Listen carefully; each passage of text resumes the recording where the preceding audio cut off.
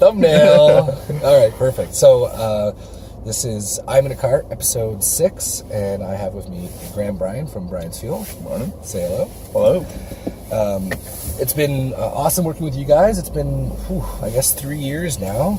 Going into Doesn't seem like that long. I know, right? Time flies. We were just saying, it seems like my kids are 2 months old, but they're actually 5. It's just crazy how time goes like that. So thank you for doing this. Of course. We've had an opportunity to talk to other leaders and business entrepreneurs and just to kind of get a sense of, what their day in life looks like, kind of things they live by, and, some of the things they've learned along the way. Of course. Something kind of interesting with Bryan's Fuel, because the company's been around since 1924. Yep. You guys are third generation, right? You're third generation. I'm fourth generation. Fourth generation. I'm fourth generation. So my great-grandfather started the company with his brother. Crazy. Yeah, so my dad's third generation. He took over from his father, and he took over from his father. So hopefully one day I do the same, I guess. It's awesome. It seems rare these days that businesses are passing from generation to generation like that. Yeah, definitely. It's something I'm proud of anyway, just to try and keep it going. I mean, I have a sister and a brother too that aren't as interested in it. It didn't make me feel, as the youngest, it didn't make me feel like I had to do it, but just something I wanted to do. I've been proud of my whole life to be a part of the company, so I'm happy to continue it for sure. Awesome. So I was at a Farm Smart conference in 2014. Okay. And they asked me to do a talk, and it was about leadership as a young business person, of course, in farms. And so the group kind of got together before the presentation started. I think it was like 9 o'clock, and they all started coming in about 8:30. So I started asking them questions. I had this whole presentation set up. I started asking them questions about, like, what are the issues you have as a young leader in business, and what kind of things are you looking to get out of the talk? And the first person told me, well, my biggest challenge is around communicating with my family and the idea of succession planning with our farm business from one generation to the next. Then I asked the next person, they all had the same issues. Yep. So it became really evident that a lot of these young leaders in family businesses were having challenges with communication inside the family. For sure. When it came to who's going to take over, and then when you do take over, who's actually running the show, and that kind of stuff. So what have you guys done to kind of find some secret sauce for communication within the family business? Well, I mean, there was never an expectation that any of us were going to or had to come back to the family business. So, I mean, there was no pressure anyway, to put it that way. So my brother and sister, like, we all kind of went in our own directions when we went to university. So it just so happens that they went into career fields that didn't really align with what Bryan's Fuel is or what we do, or I mean, there's still opportunities for them to come back if they so see fit. We just have a fairly open relationship, and we talk, we communicate fairly well with each other. I mean, like you said, that's probably the biggest part, is just having open communication, being able to talk with them. My father, the current president of the business, he's very easy to talk to and open to all ideas. So that's been the biggest help, I guess, going along. Maybe a year or two ago, we kind of sat down and said, well, who wants to be a part of this? Who doesn't? What do we want to do? I'll give you a year or two to think about it, and then we'll kind of make a plan from there to figure out how we're going to go forward and how we're going to actually plan for the succession of the business. But so we don't really have a firm plan in place yet. We're kind of in the middle of that 2-year span. We had to think about it and talk about it. Yeah.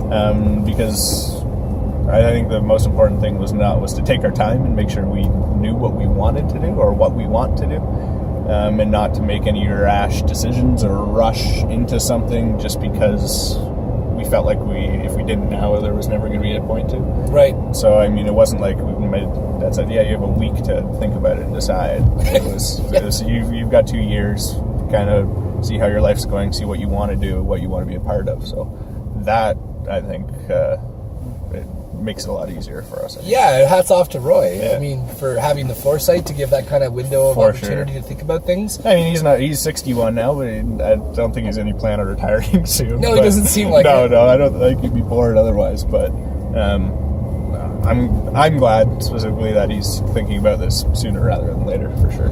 Well, it's interesting, right? Because I've been to talks through chambers of commerce, and with our business, I get an opportunity to go to chambers all over Ontario, and succession planning is definitely like a hot topic For sure it is. these days. And a lot of times, I hear stories of people that they didn't have any succession plan in place, and then the owner retires, and then it's this kind of scramble to figure out what they're going to do, and then kind of conflict comes from that because it does get rushed. So in the news right now, the LA Lakers. Oh yeah. It's exactly what's going on there. So planning is huge, and just thinking about the long-term plan is definitely the biggest part of it. Helps a lot. So maybe to help some of the other people that are in family businesses, it seems like you guys have communication going pretty good for you guys. Yeah. So like, where do you guys talk? Is it like a dinner table thing? Do you go in the we're a dinner table kind of family. Yeah. We big family dinners were always one of our things. My mom loves to cook. Makes everything homemade, so that's always been a big part of our lives, and we always end up sitting around the dinner table for a couple hours after the meal's done. So that's where a lot of our family discussion happens anyway. And has that been like that since you were a kid? Oh yeah, for sure. So my entire life, always in the same house around the same dinner table. So that's awesome. I mean, the house has changed a bit, renovations, sure. But for less, I'm 25 now, and that's never changed, sitting in that same spot. So the same seat too. Same seat too. That's for too. sure. That's too good. Yeah. So that's part of it. But the other part is bringing that talk inside the business. So we have a management meeting once weekly, where actually our management sits down to talk about issues within the business and how each department, if you want to call it that, can help each other. But essentially those managers kind of decide the ongoing strategy for our business. So we actually talk about those things there, what's happening with the family and succession planning in those meetings as well. So it's just constant communication. So it's constant communication inside and outside of the business with my brother and my sister, my parents, and then our management team inside. Wow. It seems so simple when you say it like that, but I know for sure very few people aren't doing it. No, for sure. That's one thing that we're definitely good at, is communicating. We're trying to get better at it with outside of the management team, I guess you would say. But yeah, we're talking about that today. Yeah, and that's going well as well. So communication's huge. Cool. Huge. So family business, succession planning, fourth generation. Communication's key. Is it ever? Cool. Yeah. All right. Well, maybe getting a bit more on the day-to-day level in the world of Graham. Yep. When I've had people, sitting in the car, we're driving, trying to get some insights and perspectives with regard to, some of the philosophies or kind of mantras you live by on a day-to-day basis. Is there anything that comes to mind that you kind of look to or kind of have in your mind on a regular basis that kind of keeps you on track? Well, I probably didn't when I started this job. So I started this job, my position is service manager. Actually, wait, maybe we can just step back. Yeah. Bryan's Fuel. Yes. I forgot to even introduce. What do you guys do? So we are a home heating fuel supplier as well as an HVAC. We do service and installation so we deliver propane, furnace oil, farm and commercial fuels, and then we install and service furnaces, air conditioners, geothermal, hydronic systems, all that kind of stuff. Cool. And where do you serve? So we're based in Orangeville, but we serve... I'd say the HVAC installation business kind of does a 35 to 50 kilometer radius around Orangeville, kind of not really going into Brampton. And then the fuel business actually wraps right up around the Nottawasaga Bay, so we do all the way up into Tiny Township, Elmvale, Meaford, and then all the way back down Wellington County. And it's a big service area for the fuel. It's a bit different than the service and HVAC side, but...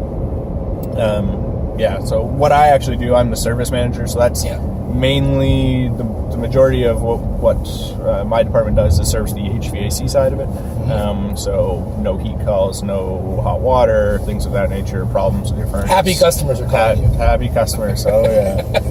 No, you're always calling me when you're cold, or your shower's cold, or something along those lines. But, right. So, I mean, it's different every day. It's very interesting, the things that happen, the things that you see happen, the things that you find that were done wrong years ago, things of that nature. But I'd say when I started this, I didn't really have any, I guess, things to look to. I started right out of university, but as I've kind of gone along with this, and I mean, I do all sorts of leadership reading and things like that now, especially since we started working with Entry. Actually, the biggest one was the Simon Sinek K books, the Start With Why. Oh, cool. So we've kind of known our why for a long time. We never defined it. Right. But since we did it, I mean, we really do live by that, and we have for a long time, and that's our why is, it really leads me into how I deal with customers, how I deal with our employees. So what's your why? Tell the audience. So our why statement is Bryan's Fuel, delivering care every day since 1924. Cool. So really, it's about delivering care, being honest, transparent, and really making sure that you know that we care about you and your family, and that we're going to do what's best for you in the long run, because that's also what's best for us. So that really determines how I guess, deal with my customers and deal with my employees. So the idea of, it sounds kind of cliche, but you kind of work on purpose. Yes, very much work on purpose. On top of it. Yes. And then you use that as a lens. Yeah. Say, how am I going to deal with this situation? Exactly. I mean, there's a lot of, not to put anybody down, there's a lot of kind of shady people in our industry. In lots of industries. In lots of industries they kind of try to take advantage of situations and things like that, where, we're pretty much solely the opposite.